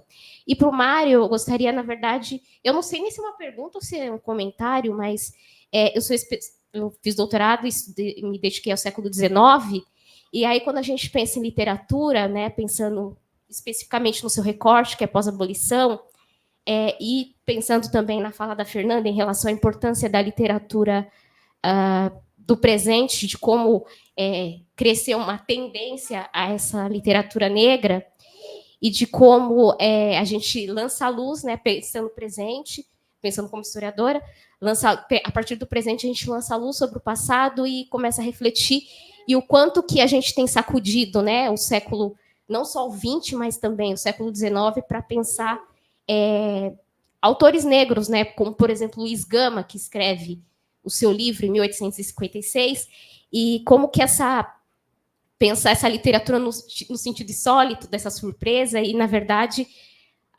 o que tentam, né, eu gostaria de saber do Mário o que ele pensa sobre isso, em relação se a gente não pode pensar num modelo sistêmico de tentativa de promover conscientemente um epistemicídio negro em relação à produção intelectual, né? Como isso não só talvez reverbere com mais força no século XX, né? Mas que a reboque a gente pode pensar a segunda metade do XIX, ao menos, né? Você falou século XVIII, mas assim, as referências que eu tenho, né, que eu trago, são da segunda metade do XIX, como pensar, inclusive, a imprensa negra, que é trazido pela Ana Flávia Magalhães, né, que fala sobre a existência de uma imprensa negra já no final do século XIX, e tantos outros intelectuais, passando por Machado, mas que, anteriormente a esses personagens que são mais conhecidos, a gente sabe que temos uma produção intelectual. E quando a gente pensa na própria trajetória da Carolina de Jesus, que você trouxe aqui para a gente, quando você falou sobre a questão de tentativa de deslegitimar, até de não reconhecer ela como autora da literatura que ela produziu, e aí eu fiquei pensando sobre isso, se não é uma tentativa constante que a gente vem a reboque, né, no movimento antirracista, de tentar se impor para tentar impedir esse projeto de extermínio intelectual da produção negra. É isso. Tá fácil a vida de vocês, né? Agora, acho que a última pergunta, né? Senão não vai... Acho que ele levanta. A última e depois a gente fecha. Tá. Ixi, agora é arguição, hein? Não é. Eu sou o Fernando, editor, Companhia das Letras, e eu era daqui do Messila também, da primeira turma de pós-doutorado aqui no Messila em 2018. 3 perguntas, rapidinho. A primeira é para o Alan, é uma pergunta meio zero. Pode perguntar sobre o projeto de edição do livro, porque esse livro ele tem essa forma que traz desde diálogo de WhatsApp, passa por coisas que parecem uma peça de teatro, parece um conto. Eu estou lendo, eu já devo ter lido mais ou menos um terço do livro. Enfim, você está no mercado editorial independente há muito tempo, então você sabe que esse é um livro diferente. Esse é um projeto editorial que você olha, chegando nas editoras mainstream, você fala, pô, esse negócio aqui é um pouco, vamos dizer assim, fora da caixinha. Como é que foi vocês levarem esse projeto? Como é que foi ali a brincadeira para editar o livro e tal? Pergunta de editor. A segunda pergunta, agora é uma pergunta mais séria, não, é outra, né? É o seguinte, você falando da Denise, sobre essa proposta, isso que ela fala do fim do mundo, tem uma coisa que eu gosto muito que ela fala, que é o fim do mundo, o fim da modernidade, desse mundo como a gente conhece, mas como ele está ordenado. Isso não é um detalhe. É a ordenação do mundo, é o mundo como ele está, mas o mundo que ele está desse jeito. Um mundo que caminha para onde caminha. E aí, eu fico pensando se ela está tão longe de onde você fala, quando você fala, olha, uma coisa que me inspira e que a gente vê no livro, inclusive, é a capoeira Angola, a paz quilombola que você está falando, quando você volta, e aqui é para fazer a ponte com a pergunta que eu vou fazer para o Mário, no sujeito social do escravo, de certa maneira, quando você volta para essa figura que vai atravessar para a modernidade, você fala, olha, a gente precisa de coisas dessa pessoa. Me parece que é o que a Denise faz, porque a Denise volta no livro lá da Octavia Butler, no Kindred, para pegar exatamente essa pessoa do tempo presente, que é transmutada para o tempo da escravidão e precisa se virar lá. Me parece o mesmo tipo de jogo, de alguma maneira. E aí, quando você fala, não, eu acho que o que ela está fazendo lá, essa, digamos assim, essa onda afropessimista, não tem tanto a ver aqui para a gente, eu queria te devolver essa bola, falar, de repente, nesse ângulo, tem tudo a ver com o que você está fazendo, ou pelo menos eu lendo você nesse livro, e eu tendo lido o livro da Denise, eu não acho que vocês estão separados assim. Essa é a pergunta. Se você, enfim, concorda, descobre que você... E a pergunta para o Mário, que é do sujeito social do escravo, quando o Alan fala dessa coisa de como é que a literatura, sei lá, negra, para onde que ela se move, vai ficar menos afetiva, mais afetiva, uma coisa meio coach, vamos procurar a cura para conseguir uma certa popularidade, eu queria te perguntar se você ainda acha que o estereótipo, a desconstrução, seja no sentido de positivar, não, nós temos afeto, nós temos uma vida social e etc. e tal, é importante, ou o contrário, vamos fazer digamos assim, um livro negro mesmo, é um livro que vai expor todas as misérias, vai ser aquele livro, né, de sofrimento, se isso ainda é o centro do debate. Isso continua sendo o centro do debate sobre literatura negra, sobre o que a gente está fazendo? Porque eu sei que você escreveu sobre isso 10 anos atrás. Ou se a gente já pode passar para um outro capítulo. Bom, obrigada a todo mundo que fez as perguntas. Queria, então, aqui combinar com a Fernanda e com o Tilman, e com o Mário e com o Alan. A gente teria 5 minutos de resposta para cada um, pode ser? Assim, vocês escolhem o que vocês quiserem reagir, para que a gente tenha tempo para que vocês assinem os livros, e, enfim, como o Alan também tem horário, eu queria que a gente pudesse respeitar, pode ser? Quem quer começar? Posso falar? Olha, eu não sei se eu entendi bem a sua pergunta, ou se a sua pergunta não teria sido contemplada por tudo que a gente tinha falado antes. Então, cara, se o letramento, ou se essas formas escolares foram alijadas da população negra, o Jerry Davila fala muito bem disso, né, no diploma de brancura. Como foi? Tinha uma renca de professoras negras nas escolas do Rio, um pouco depois do pós-abolição. 1930 a 1940 tinha gatas pingadas. Pretos, gatos pingados. Então, o processo de higienização que vem com a República e as suas elites, inclusive as artísticas, né, que são office boy desses projetos, elas também colaboraram com essa eugenia nacional, que teve outras faces. E aí as pessoas não continuaram pensando, não continuaram fazendo projetos, como a Fernanda bem trouxe, não só a imprensa negra, né? Projetos territoriais. E aí a gente sabe, tem que tomar cuidado para não idealizar tudo aquilo, e a gente não sabe também, porque tem muitas senhas, como eu falei, as cifras, a malícia, as adivinhas, as falas com múltiplos sentidos, você é mais velho que andar para trás. Então, se elaboram pensamentos sociais ali a rodo. Muitos, claro.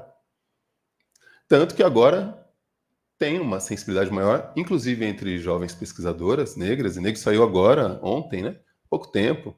Uma negada firmeza do Rio, junto com o pessoal de Pernambuco, que está fazendo um caderno para pensar sonoridades afrodiaspóricas. Não são os primeiros e não serão os últimos.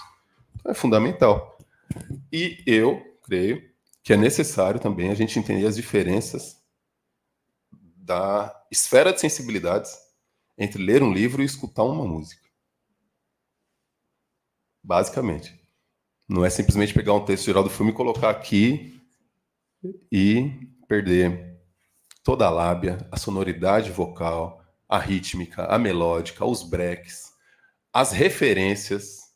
Tem muita coisa ali que nem os nego velho que estava com ele concordam sobre o que está sendo dito. Como você chama? Desculpa. Satisfação, Renata. O Jorge Ben, a obra do Jorge Ben, reverbera muito forte. E isso é diferente da literatura, por exemplo. Tem que ser considerado. A circulação da música do Jorge Ben, nos anos 70, então, mesmo que parece não ser tão conhecido, talvez foi muito mais conhecido do que o texto do Kut mais conhecido. E aí a gente vai entrar nas considerações sobre letramento, leitura. Eu tinha a Edições Toró, que foi a primeira editora de Quebrada. Lançamos 20. Só gente bamba, tinha um crivo editorial. Arranjei inimizades também por não publicar amizades. E, cara, a gente tinha uma tiragem que, ao mesmo tempo, vendia tanto quanto uma tiragem média de uma editora das grandes. A gente rodava 3 mil livros aí nas favelas de São Paulo. E as pessoas que compravam, professoras, educadoras, artistas, elas também eram desconsideradas. Ah, roda, mas roda lá na periferia. Olha o nível do leitor. E hoje, o outro lado da parada, que sempre tem uns 7 lados, né? E 7 vezes 7. Ao mesmo tempo que nós temos hoje tentações pelo discurso coach, e chamam isso de poesia, né? Acorde, olhe para o seu dia e diga, vou ser feliz. É o nível do poema, cara. Ué, também não vou ser mala, né? De falar, não faça, deixa, faça. Mas também tem vários tipos de linguagem. E há muitas pessoas que ouviram e ouvem o Jorge Ben e se emocionam enquanto traçam reflexões profundas sobre a sua estética. Gesualda, Palomares, nossa, quantas, né? Domingas, olha o nome. Então a palavra é forte. E você, acho que já citou com muita propriedade como isso reverbera para mulheres negras, e todas com quem eu conversei, todas, as nega-véia que me formaram, Maísa Almeida, Fernanda Lopes, pessoas que são as minhas mais velhas, que me puxaram minha orelha no movimento desde 98, todas elas se fortaleciam e derretiam quando falavam de Jorge Ben. Por tudo. Mas para além, não que isso seja desimportante, do empoderamento, sabe? Porque também isso pode ser propaganda de shampoo, né? A gente está nesse momento que é impossível não considerar que uma coisa fundamental como o empoderamento também não é absorvida pelo pastor, pela propaganda de refrigerante, pelo discurso desse aí. Olha para o seu dia e diga, sou forte. A vida é um copo, meia tristeza, meia água, escolha a sua água. Pronto, essa é a poesia que está sendo feita. Mas tem muita gente, cara, muita gente mesmo, que bebe o Jorge Ben E eu penso nos nego velho.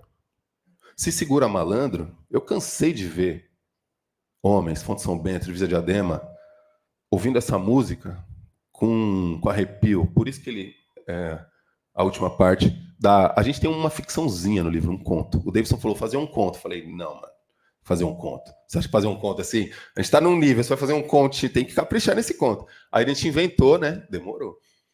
Gesualdo encontra Celção. Celção é o Paracelso, que era um grande alquimista, o homem da gravata florida.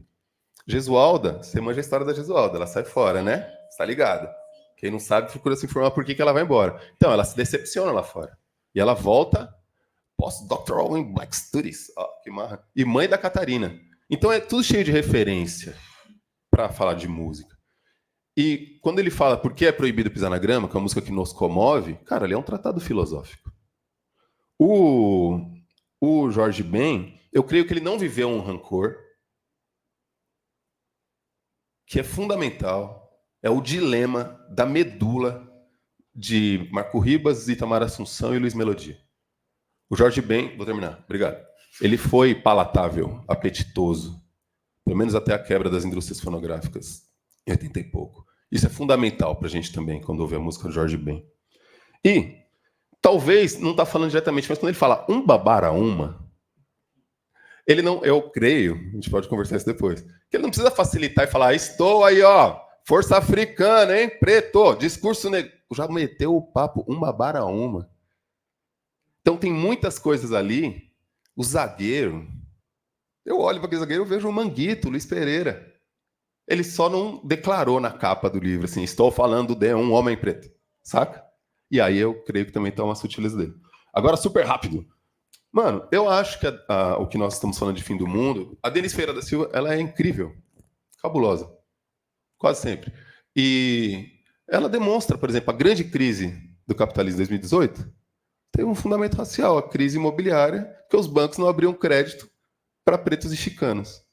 Eu creio que ela está falando sim de fim de mundo, mas ela está dialogando muito mais, eu creio, muito mais, não quer dizer que não dialoga conosco, com Frank Wilderson, com aquela noção de negridade do Frank Wilderson, do que com o que se faz do Caribe para baixo.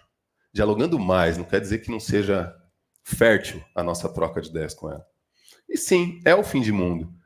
E aí eu volto ao ponto. O que se apresentou falando, vamos acabar com esse mundo? Porque aí eu acho que é uma noção de fim, cara, que é totalmente diferente para o prisma preto. Que tem fim, tem origem. Então você não termina um círculo, saca? Fim de mundo como ele está. Agora, aqui no Brasil, a gente vai ter que pensar, e não só no Brasil, no Caribe também, como é que foram as valorosas, por mais que eu possa discordar, formas de integração nesse mundo. O samba é o quê? Para alguns é a ruptura. O Maurício Sodré demonstra, não, cara, samba é uma tentativa do carioca, naquele momento, de integração. Você vai acabar com o mundo das gravadoras, sendo que agora entrou 7 caras nas gravadoras? Nem estou falando que os caras estão certo ou errado. Agora, acabar com esse mundo genocida, né? Esse mundo miserável. Volta a pergunta. Para acabar com esse mundo, eu vou destruir quais pilares? Aí volto para o Fanon. O que você está achando que é preto, às vezes é um discurso branco. O que você está achando que é branco, às vezes é um discurso de um preto que abraçou aquela branquitude. Mas isso aí vai muito mais longe e é necessário terminar. Ana Flávia é uma referência, uma amizade, um texto fundamental para a gente pensar a modernidade mesmo, pensar esse lado B, né? Não só no Brasil, como ela mesma apresenta, imprensa negra na Argentina, no Rio Grande do Sul. Mas eu preciso sempre considerar que os discursos de formação nacional brasileiro, principalmente depois de 1920, 30, ele é muito diferente dos discursos de qualquer um desses outros lugares, cara. E o Jorge Ben dialoga com isso. Diferente do James Brown, ou do Baldwin, que é outra paixão que temos. JB, hein? James Brown, James Baldwin, Jorge Ben. Nossa, é verdade. Vocês precisam prestar atenção nas letrinhas. Falou? Muito obrigado, hein? Ó, não vou terminar. A resposta é só para a gente continuar trocando ideia. Obrigado. Obrigada, Alan. Agora é com você, Mari.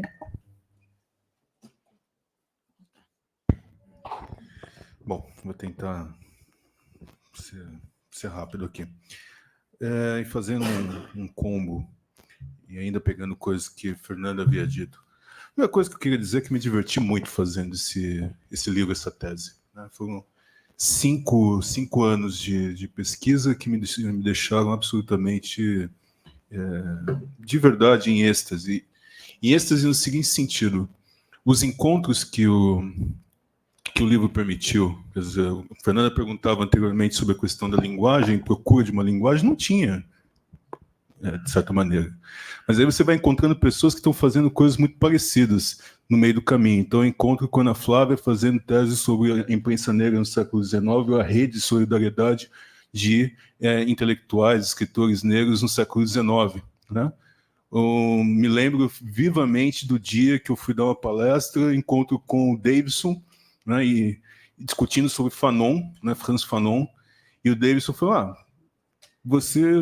a gente tem coisas em comum, porque eu estou trabalhando com o Frantz Fanon, você está falando sobre a circulação do Frantz Fanon, que é uma coisa que está no livro, entre intelectuais negros que não estão exatamente dentro da universidade, da academia, mas que era lido, especialmente Condenados da Terra, Peles Negras, Máscaras Brancas, enfim, para pensar literatura, para pensar uma ideia de literatura negra, né? Ou os encontros de Fanon com esses intelectuais negros brasileiros nos anos 50, 60, encontros internacionais, né?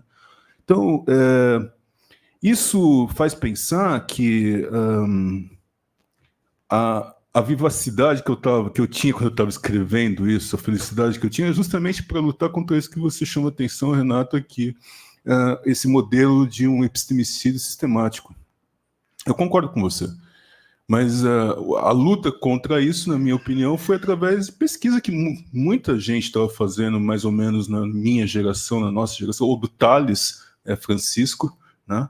Sobre a circulação entre a imprensa negra brasileira e estadunidense. Quer dizer, são pessoas que a gente tem mais ou menos a mesma idade, 40 a mais, revelei agora para todo mundo, né? E que estava fazendo essas coisas em campo.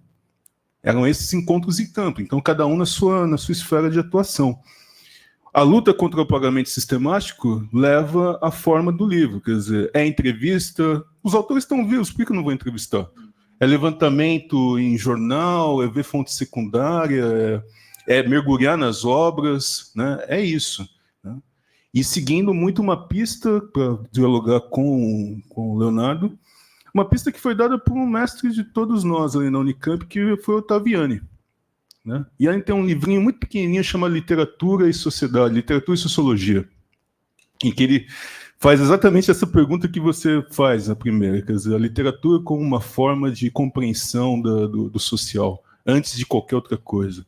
A fabulação literária como uma forma de compreensão do social, muito antes, talvez. Ele era empolgado com isso, eu também, enfim, acho que nós dois gostamos muito de literatura, mas como que a literatura pegava o pulso da sociedade muito antes dos estudos sociológicos históricos, né? E eu me lembro de ter, enfim, o professor Ottaviani, o seu último curso foi para a minha turma de mestrado, foi aluno dele na graduação e na pós, né? Inclusive, o interesse por pensamento social brasileiro, latino-americano, foi por conta dos cursos do Iani. Me lembro de conversar uma vez com o professor Iani, e ele dizia: professor, estou pensando em fazer uma tese sobre literatura negra. Eu falei: conheço, você conhece Kut? Eu falei: conheço. Você conhece Quilombo? Já, eu fiz alguns prefácios para esse cara. Eu falei: não acredito. Vendo lá, tá lá, textos dele, estudos dele sobre literatura negra, etc. Quer dizer, um interesse de fato de tomar o pulso. Acho que é nesse sentido da importância da literatura como uma interpretação da realidade. Mas a literatura não é só para interpretar a realidade, né? Isso vai um pouco na coisa do Fernando. Eu detesto essa ideia de literatura cura. Literatura não serve, literatura não é remédio. Sabe? Começa por aí, sabe? Não é alopático nem homeopático, sabe? Literatura não cura nada, não é minha praia. Literatura não cura, literatura não serve para esse tipo de coisa. Literatura é uma fabulação, é imaginação, é o reino da liberdade, é você fazer o que você quiser dentro e subverter a forma, se for necessário. A história da literatura é uma história de subversão de formas, de gêneros, de recriação, de testar limites. Estou no meu tempo? Tá. Testar limites, então. Tá. De testar limites. inclusive de testar limites dos estereótipos. Eu espero firmemente, quer dizer, tem muita gente, eu concordo com o Alan, que ainda está fazendo coisas como, né, joga água no rosto, vai ser feliz, isso pode ser um poema, e às vezes esse tipo de poema tem a sua função, pega alguém, vai ser feliz. Mas tem testes e testes de realidade, de pulso, etc., que isso já foram ultrapassados há bastante tempo, né? Assim como tem escritores que testaram os limites no passado e hoje são bastante convencionais, né? Se mantendo porque o sistema permite, porque dá grana, porque é isso. É American Fiction, né? É isso. Não é? Então, eu acho que passa um pouco por aí, né? Finalmente, não sei se deu 6 minutos. Eu acho que é um pouco isso, né?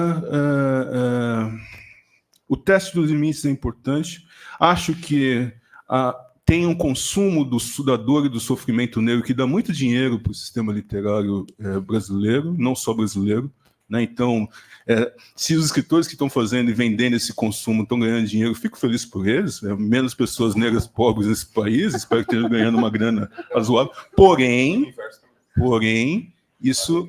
isso, alegria também, porém, isso não significa necessariamente que a gente está testando limites como os anos 50, 60, 70, 80 fizeram, né?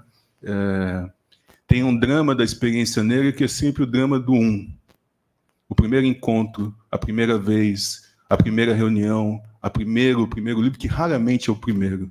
Então, é verdade, raramente é o primeiro. Muitas vezes eu escrevo no Descoberta do Insólito ou nos artigos, o artigo sobre o Lino Guedes, Rastros do Cisne Preto, né?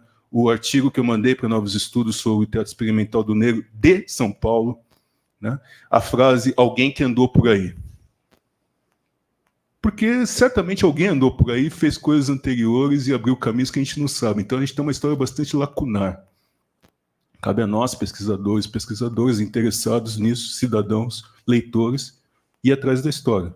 Ela é palpável ainda. É isso. Muito obrigado pela atenção de vocês. Muito obrigada.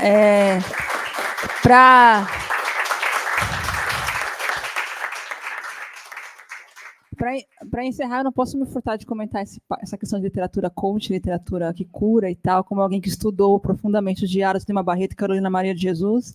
E quando você vai no âmago daqueles diários, você vê que a literatura ali é tudo, menos a cura, né? Porque para eles a literatura foi a salvação, mas ao mesmo tempo a tragédia, né? Lima Barreto fala literatura, ou você me mata, né? Então, assim, tem uma relação trágica, dolorosa, ao mesmo tempo intensa com a literatura.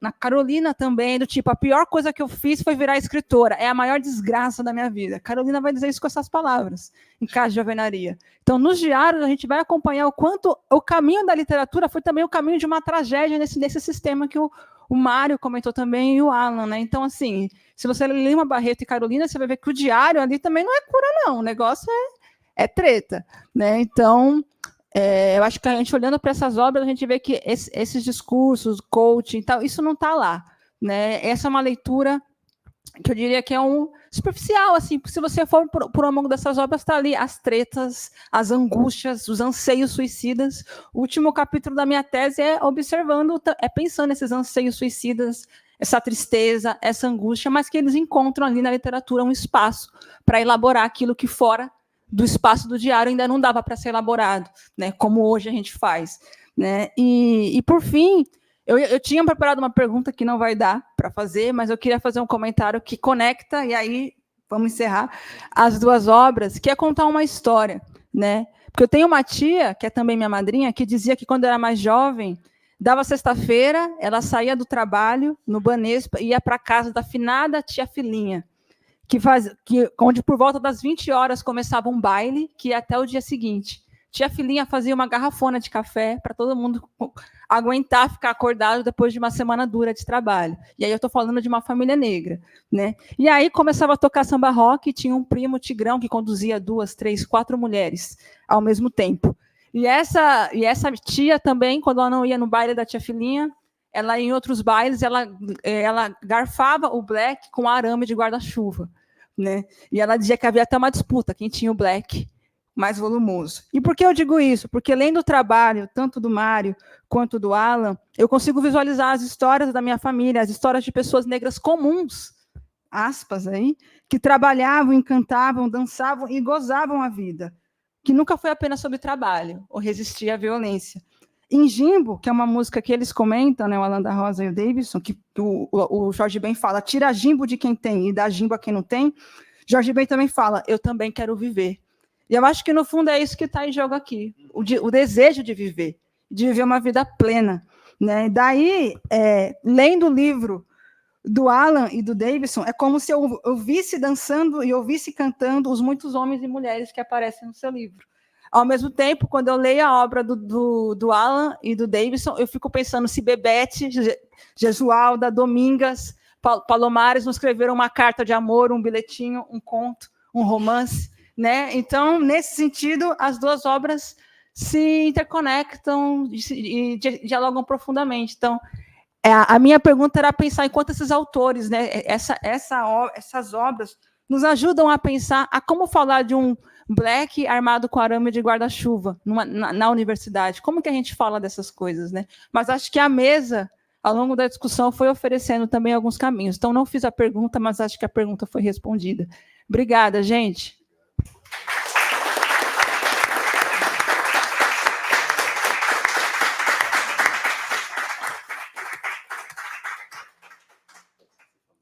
Agradeço essa mesa maravilhosa pelo debate incrível e agora é a hora de encontrar os autores e sim, os livros estão à venda aí, gente. Quem quiser. Muito obrigado. Queiram, porque é muito bom.